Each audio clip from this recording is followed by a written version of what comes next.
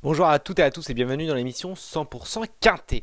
Nous allons analyser ensemble l'événement de mardi sur l'hippodrome de Chantilly. C'est le prix de la Vierge de Lorette. C'est un handicap pour des chevaux de 3 ans et plus sur la distance de 1300 mètres et ils emprunteront la PSF. Sur ce parcours-là, il faut généralement avoir des bons numéros à la corde parce que c'est compliqué de s'élancer à l'extérieur et de revenir alors que le tournant arrive assez vite. On va passer tout de suite au tableau des partants. Dans cette première partie de tableau, il y a plusieurs chevaux de qualité. J'aime beaucoup d'ailleurs le numéro 2, Simply Striking, tout en haut du tableau avec Christophe Soumillon et l'entraînement de Mauricio Delcher Sanchez. J'aime beaucoup également le numéro 6, Tipasti, un spécialiste de la PSF. On passe tout de suite à la deuxième partie de tableau. Il y aura quelques outsiders à noter dans cette partie de tableau et notamment deux que j'aime beaucoup, le 11, Restiff et le numéro 12, Magic Vati.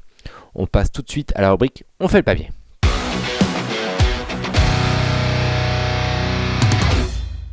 On fait le papier, donc j'ai déterminé 3 bases dans cette épreuve. Tout d'abord le numéro 2, Simply Striking. C'est un bien connu dans cette catégorie. Il a enlevé son quintet plus l'an dernier sur la PSF. C'est d'ailleurs sur cette surface qu'il connaît ses meilleures performances.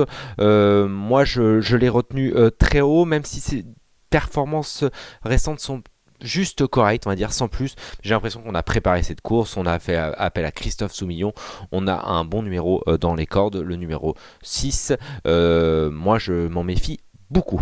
Deuxième base dans cette épreuve, pour moi, c'est le numéro 6, Tipasti. Tipasti, c'est un spécialiste de la PSF. Il a remporté d'ailleurs son grand handicap en 2020. Sur cette surface. Derrière, c'est beaucoup plus compliqué. Il a fait un pas cette année, d'ailleurs, c'est plus compliqué. Il a fait un passage à Maiden qui s'est mal passé. Derrière, il a enchaîné les mauvais résultats.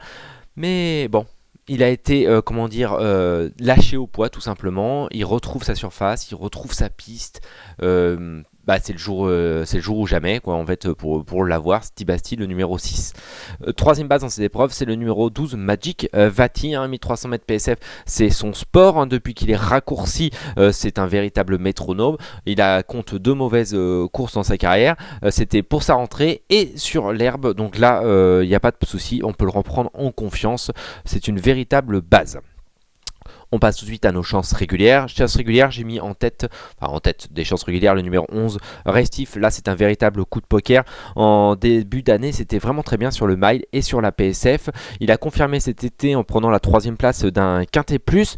La dernière fois, il était raccourci et c'était moins bien. Là, on rallonge un tout petit peu le tir. Il y a quelques mètres supplémentaires, mais ça peut peut-être donner une petite aide à lui. Je m'en méfie beaucoup. Marie Vélon est assez confiante. Voilà, ça fait partie des bonnes chances régulières de cette épreuve. Ensuite, le numéro 9, Madous, c'est une pensionnaire de la famille Lerner. Pas simple à saisir ce cheval, il réalise des bonnes performances et la dernière fois, il a très bien couru sur le parcours du jour. Vraiment, cette sortie était vraiment très intéressante. Je m'en méfie beaucoup, attention à lui. Le 5, Moe Eva, alors 1300 mètres. PSF à réclamer, vous pouvez y aller les yeux fermés.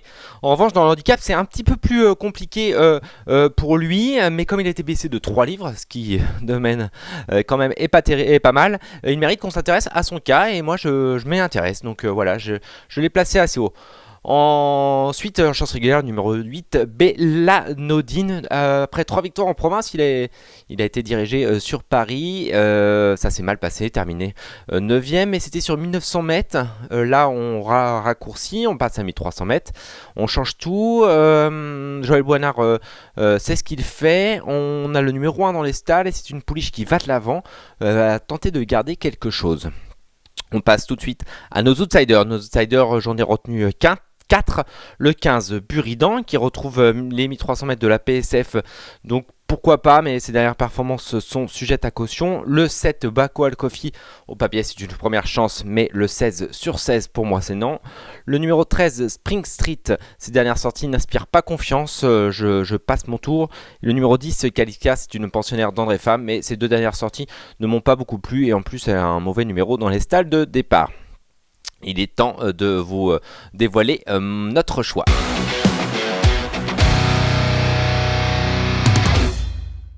Notre choix, j'ai placé donc en tête le numéro 2, Simply Striking, hein, vraiment, je pense que c'est le jour J. Le numéro 6, Tibasti, et bah pour les mêmes raisons, voilà, le parcours lui convient, bon numéro à la corde, non pas terrible numéro à la corde, mais par contre c'est le jour J aussi je pense. Et le numéro 12, Magic Vati, que j'ai beaucoup aimé sur ce parcours, donc voilà, 2, 6, 12. Je rajoute le 11, Restif, c'est un coup de poker, et le numéro 9, Madouce. On passe à notre conseil de jeu. Notre conseil de jeu, je l'ai mis dans la quatrième course du programme avec le numéro 14, Orpanama Davis. Toutes les conditions sont réunies pour qu'elle réalise une bonne performance. Bon numéro à la corde, son parcours, sa distance. Elle s'entend très bien avec Marie Vélon. Moi, je pense que c'est le bon moment. Il y aura une cote, ce n'est pas cheval de tout le monde. Et donc, je vous conseille de la suivre en confiance. Il ne me reste plus qu'à vous remercier, vous souhaiter bon jeu et à bientôt pour un nouveau numéro de 100% Quintet.